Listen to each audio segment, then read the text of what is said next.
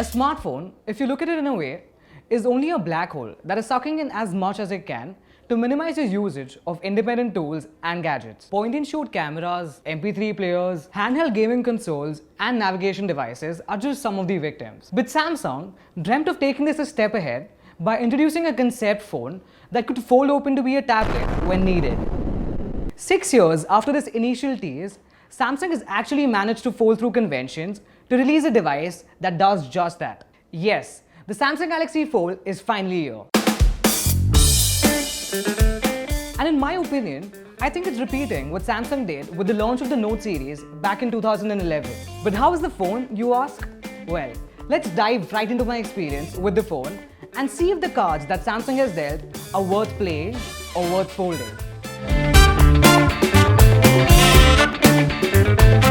A first look at the phone and you'll realize that the Samsung Galaxy Fold is unlike anything you've ever seen. The phone boasts of a glass and aluminium build that comes with the heft of holding the future in your hands. The front of the phone has a comically small 4.6-inch display that sits between two massive chins on the top and the bottom. But all the magic unfolds when you pull the sides apart. The 7.3-inch AMOLED display gloats in all its glory because it's the very reason that this phone exists. You need to use the phone to appreciate the experience that the phone brings to the table. The display is vibrant and sharp and is a complete joy to watch content on. Yes, the aspect ratio of the display isn't ideal to watch the content of today's day and age, and the weird notch does take a bite of the display. Still, the experience that the display offers is quite unparalleled. The convenience of flipping open the phone to enjoy your content on a bigger display just feels so natural. App scaling to the 4:2:3 aspect ratio was also not a problem because most applications and games didn't have a problem in adjusting. Even games like Asphalt 9 and Call of Duty perfectly suited to this aspect ratio and were quite enjoyable to play on the huge display. And if this seems like a gimmick, trust me, it isn't. I'm all up for a future where phones fold open to reveal bigger displays. But this setup wouldn't have been great if Samsung software hadn't delivered.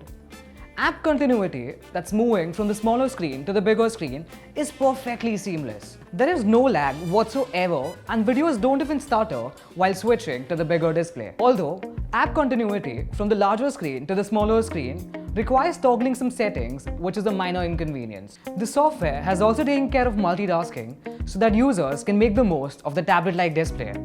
You can open up to 3 applications at once and apps can float too if you're into that kind of stuff. The Snapdragon 855 processor and 12 GB of RAM keep things running smooth. There's also 512 of storage on board, which is great because there's no way you can expand memory on this phone. Also, the phone supports a single physical SIM, but you can add a secondary eSIM if you like. One major concern I had before using the phone was if the 4230 mAh battery would last me an entire day, especially with a huge display. But surprisingly, the phone was quite efficient. Despite gaming for over an hour and streaming videos and audio for over 4 hours, I didn't manage to kill the phone before the end of the day. In terms of charging, there's 15-watt wired charging and wireless charging is also there. Finally, let's talk about the cameras on the phone. The Samsung Galaxy Fold has 6 cameras and the setup is quite similar to that of the Samsung Galaxy Note 10. There is a 10 megapixel selfie camera on the front, and when you fold open the phone, there are 2 selfie cameras. One is a 10 megapixel sensor and the second one is an 8 megapixel RGB sensor for better portrait shots.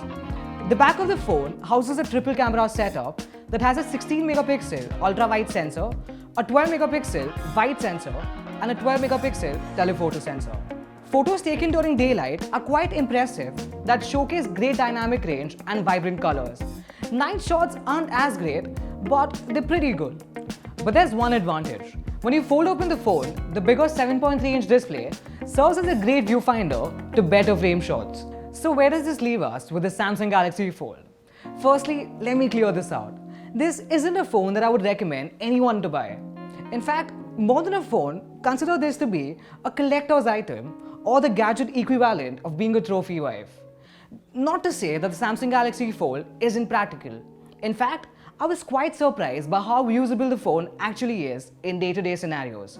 The battery life is great, performance is amazing, the software is quite well tuned and quite suitable for the foldable nature of the phone, and of course, the bigger display is just a treat to watch content on. I have some concerns with the phone as well. Firstly, the small display up front is quite unusable and gets frustrating to use for longer duration. Second, the phone is quite heavy. Tipping the weighing scale at 276 grams, it's less of a comfortable phone and more of a comfortable tablet. Third, the phone comes in with an insane price tag of 1,65,000. I mean, I know you're paying for an innovation, but that's way more than you would pay for a regular smartphone. And lastly, I have questions regarding its durability. I've used the phone for a week and haven't had any major issues so far, but I'm not sure if the phone will hold up just as well if I use it as a daily phone for the next 2 years. The Samsung Galaxy Fold will be remembered as a gutsy step that tried to push the industry in a different trajectory at the cost of its own reputation. For the time being, Samsung has already announced that it's going to come up with a second foldable phone next year. There are quite a few OEMs like Oppo, Xiaomi and Motorola that are working on their own foldable smartphones. The days when foldable smartphones will be considered to be the norm seem numbered for now. If you liked what you saw, leave a like down below and stay subscribed to our channel for more such content. Until next time, it's Prasham Parekh signing on behalf of Mashable India.